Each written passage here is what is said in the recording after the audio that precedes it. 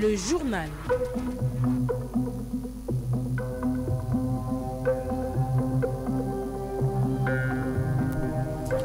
Madame, Messieurs, les titres de votre 13h. Le Gabon secoué une nouvelle fois la nuit dernière par un séisme de faible magnitude. Plusieurs quartiers de Libreville ont ressenti ce léger tremblement de terre survenu autour de 24 heures. La situation inquiète plus d'un, vu que c'est la seconde secousse en moins d'une semaine. Les populations du Grand Libreville, toujours soumises à l'insuffisance des moyens de transport, et ce malgré l'augmentation par les autorités du nombre de bus. Une véritable bousculade pour se faire une place à bord d'un taxi ou d'un bus constitue le quotidien des populations, nous dira Edgar Kaba. Voilà pour le sommaire de votre édition d'information. Le développement, c'est juste après ceci.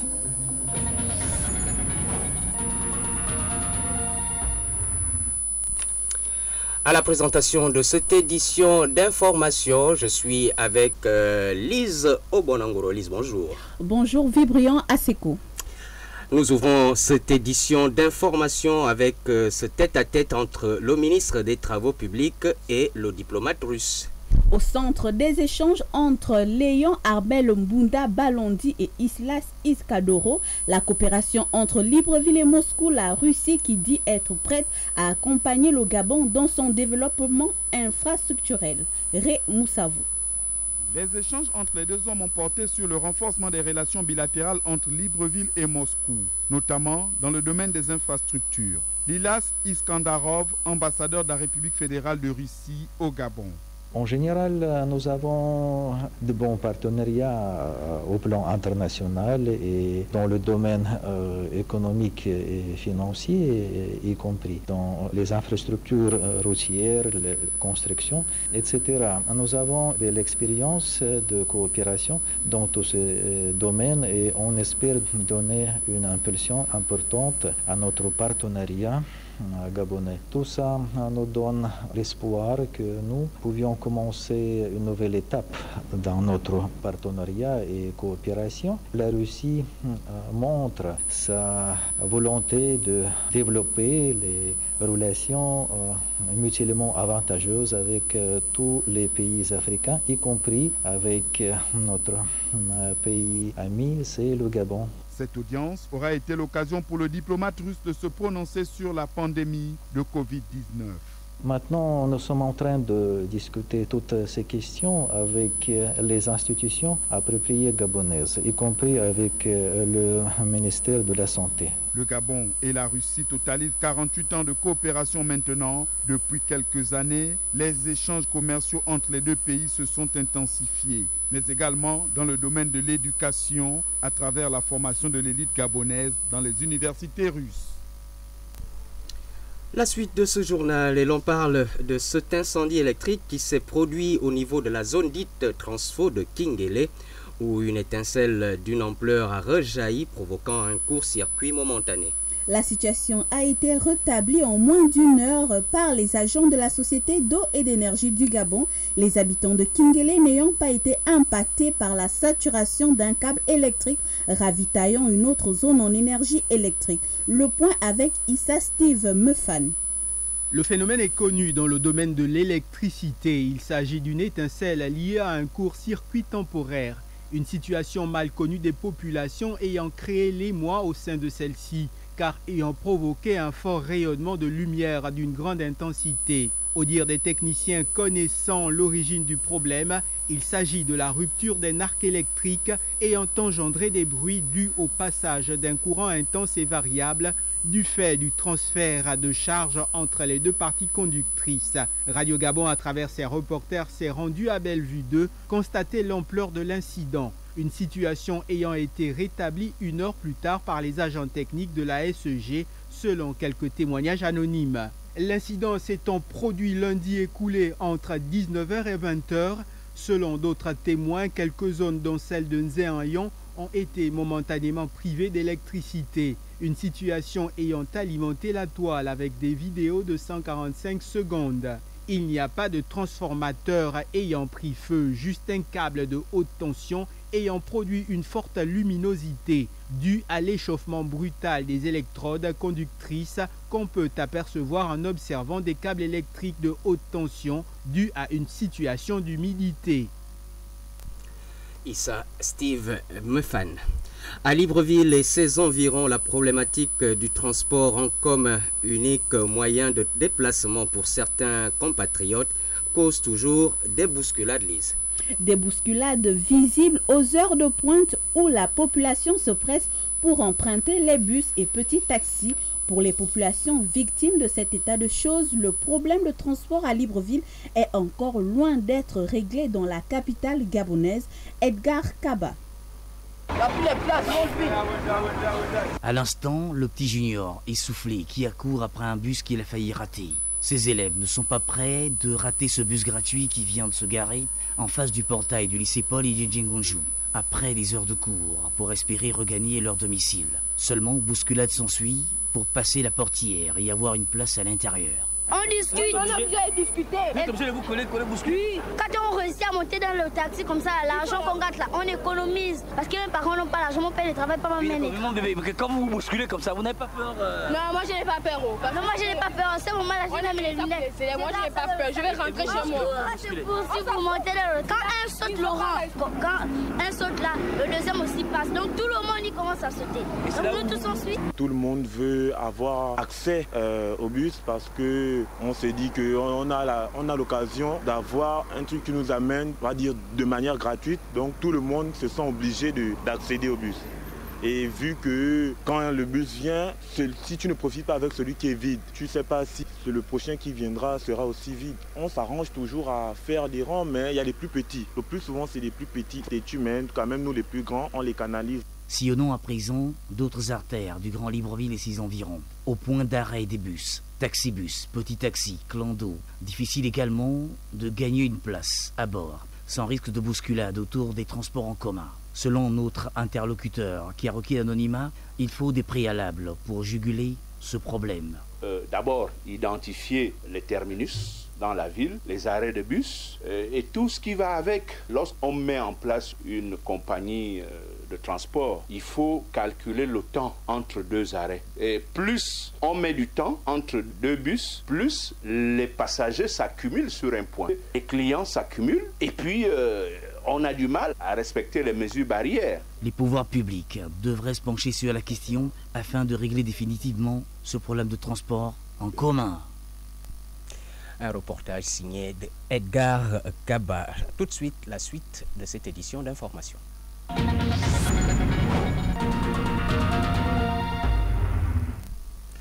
Le secrétaire général adjoint du Parti démocratique gabonais chargé de la jeunesse, Axel Jason Ayenwe, a visité l'usine de fabrication des médicaments située dans la zone économique spéciale d'Ongkok.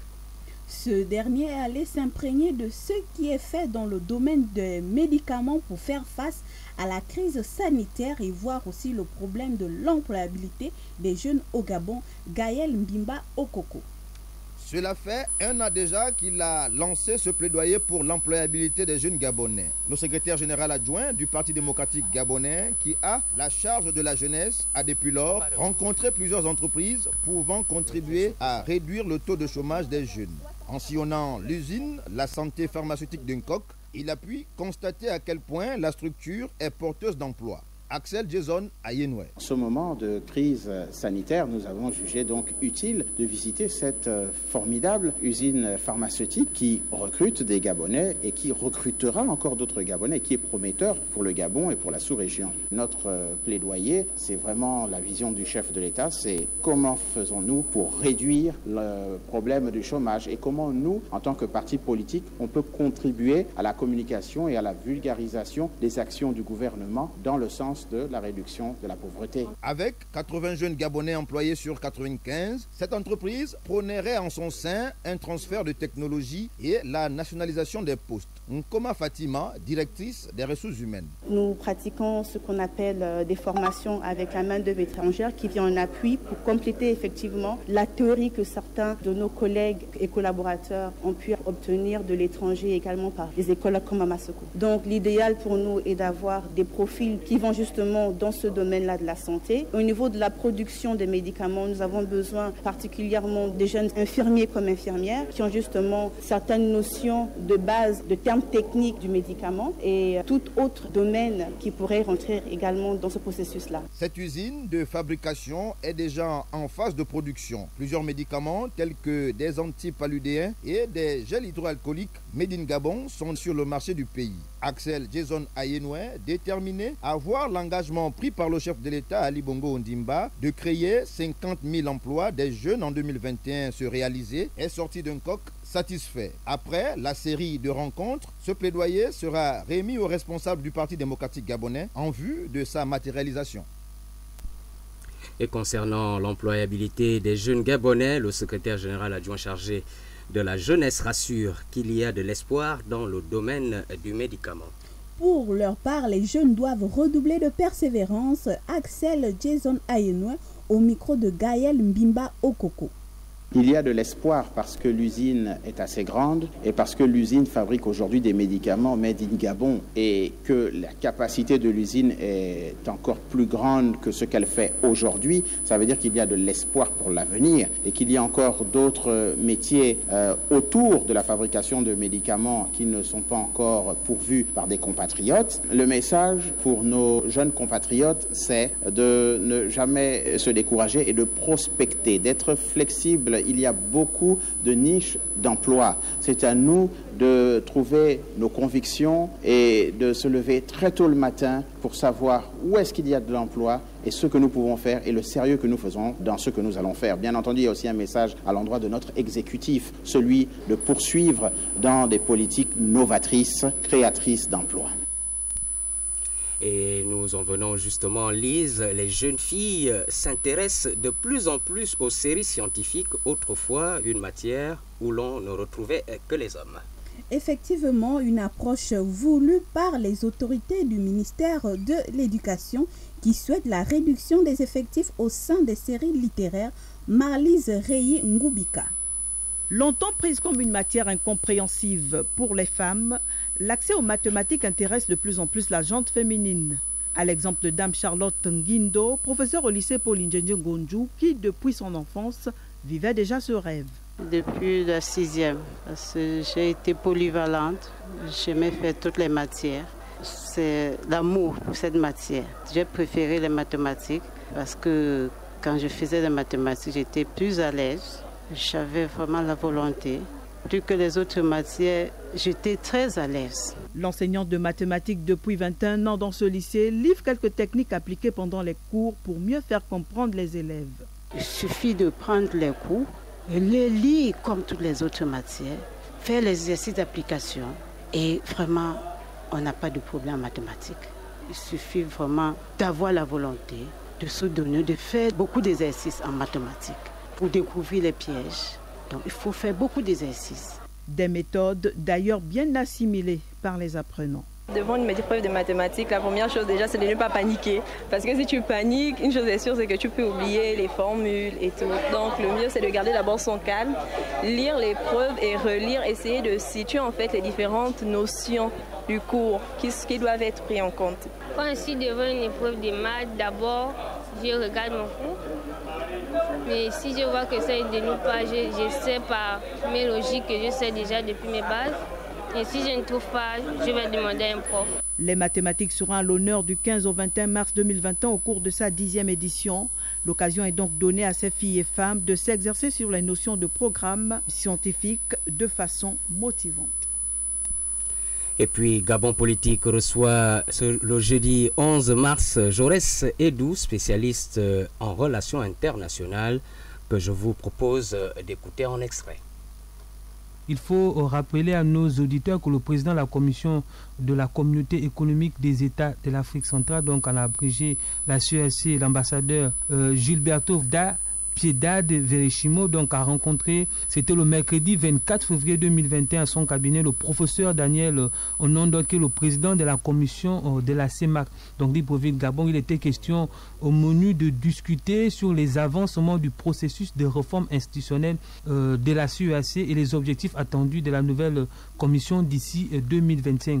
Il faut rappeler qu'il y a eu une mutation du secrétariat général de la CESC à la commission, c'était donner un peu plus de légitimité à cette institution et surtout la modernisation de cet organisme-là face à un certain nombre de défis. L'Afrique centrale a du mal à mettre en musique la question d'intégration régionale pour des raisons, on va dire, multiples. Au sein de cet espace géographique, il y a deux institutions. Il y a la CEMAC, il y a également la CAC. Donc, il était question, afin de réaliser les objectifs de l'ambassadeur Verissimo, à terminer son propos lors de cette rencontre en sollicitant la collaboration de la CEMAC avec la mise en cohérence des politiques et chantiers communautaires, surtout dans les domaines d'activité dont son expertise est avérée.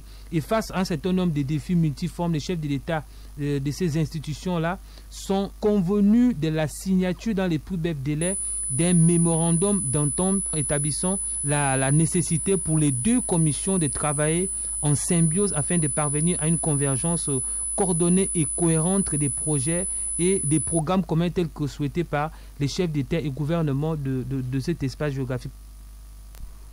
L'émission Gabon Politique, Gabon Économie, c'est ce jeudi à 10h10 avec Gérard Malékou et Fabien Guy Okembele.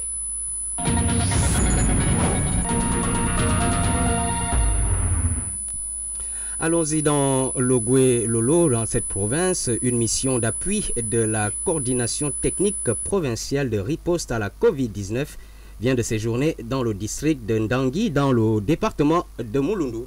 Objectif, renforcer les capacités de la situation épidémiologique à la Société équatoriale des bois du groupe Precious World, où des cas testés positifs à la Covid-19 ont été enregistrés. J'appelle Bertie Mouele Talamonti.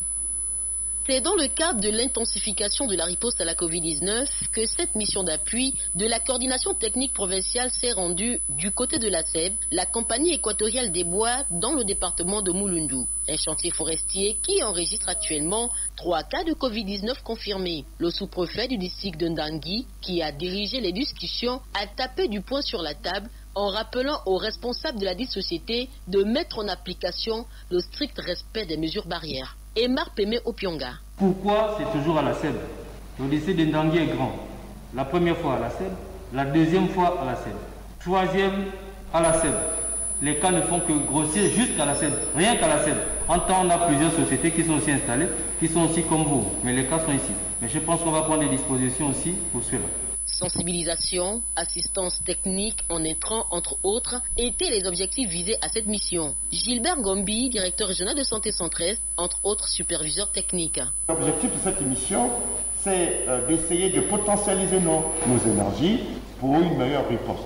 Nous sommes en appui et sur instruction de Monsieur le ministre en charge de la Santé, nous allons de façon symbolique vous remettre un certain nombre d'intrants qui vont vous permettre d'améliorer, d'oxygéner votre riposte. Et là, nous aurons des tests TDR rapides de diagnostic de la Covid à vous remettre. Après le geste symbolique de remise de matériel de protection individuelle et kit de traitement aux responsables de la compagnie équatoriale des bois, l'équipe technique de riposte s'est rendue au chevet des cas testés positifs pour une assistance technique.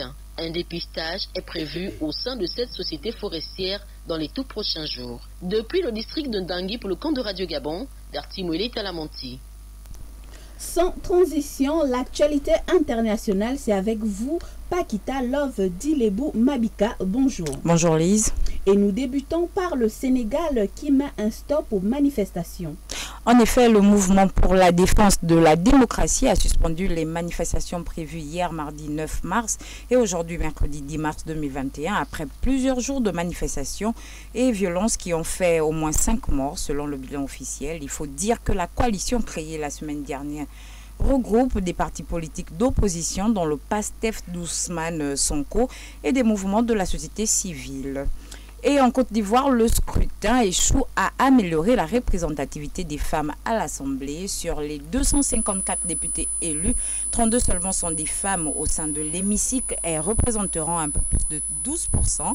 C'est bien loin des chiffres espérés après l'adoption en 2019 d'une loi ordonnant aux partis politiques de représenter au moins 30% de candidates pour les assemblées élues.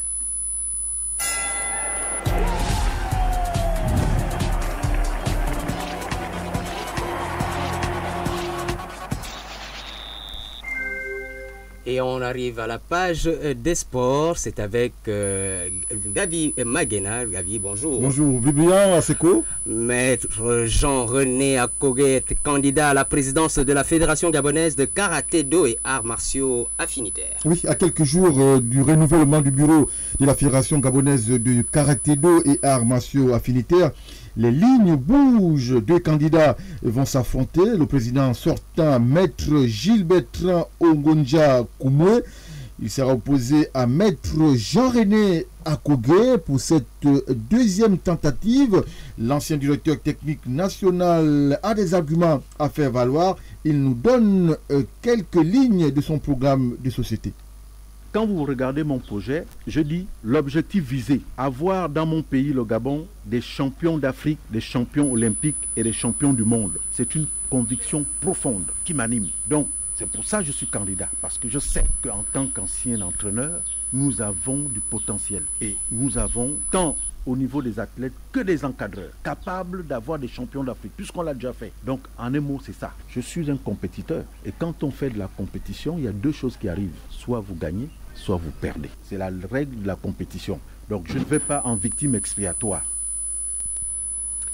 Le taekwondo gabonais vient d'être honoré. David Bembo Mwanza, désormais arbitre de classe 2. Oui, le juge arbitre gabonais vient d'être promu par la Fédération internationale de taekwondo, arbitre classe 2. Ce grade constitue la hiérarchie de l'arbitrage international. Sa participation aux sessions de formation et aux compétitions internationales majeures a été décisive dans la progression. David Mbembo Mwanza ne cache pas sa joie. Nous l'écoutons. Ça conforte ma volonté de continuer de persévérer dans le travail.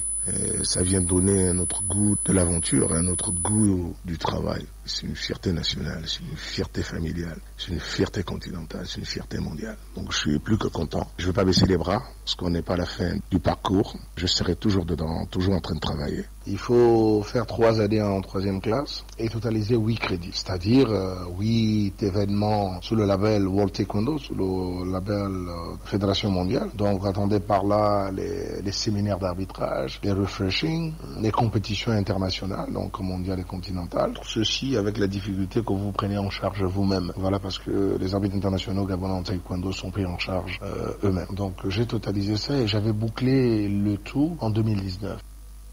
David Mbembo Mwanza, arbitre international de taekwondo. On termine par du football. L'information a été rendue publique par la FEGAFOOT il y a quelques heures. Le sélectionneur national des Panthères du Gabon, Patrice Neveu, a été testé positif à la Covid-19. Par conséquent, la traditionnelle conférence de presse a été annulée. La liste de 23 Panthères sélectionnés en vue du match Gabon-RD Congo et Angola-Gabon des 5e et 6e journées des éliminatoires de la CAN 2021 sera publié dans le site de la Fédération gabonaise de football. Merci David Magena pour toutes ces informations de sport et c'est justement aussi la fin de cette édition d'information, mais avant le rappel des titres. Le Gabon secoué une nouvelle fois la nuit dernière par un séisme de faible magnitude. Plusieurs quartiers de Libreville ont ressenti ce léger tremblement de terre survenu autour de 24 heures. La situation inquiète plus d'un vu que c'est la seconde secousse en moins d'une semaine. Les populations du Grand Libreville toujours soumises à l'insuffisance des moyens de transport et ce malgré l'augmentation par les autorités du nombre de bus. Une véritable bousculade pour se faire une place à bord d'un bus ou un taxi constitue le quotidien des populations. Vous avez écouté le reportage de Edgar Kaba. À la mise en onde de cette édition d'information, Fried Tanguy Boubanga, réalisée par Love Dilebou Mabika. À la présentation, Lise Obonangoro, je suis Vibrian Aseko Lomo. Nous aurons plaisir à vous retrouver demain lorsqu'il sera 13h.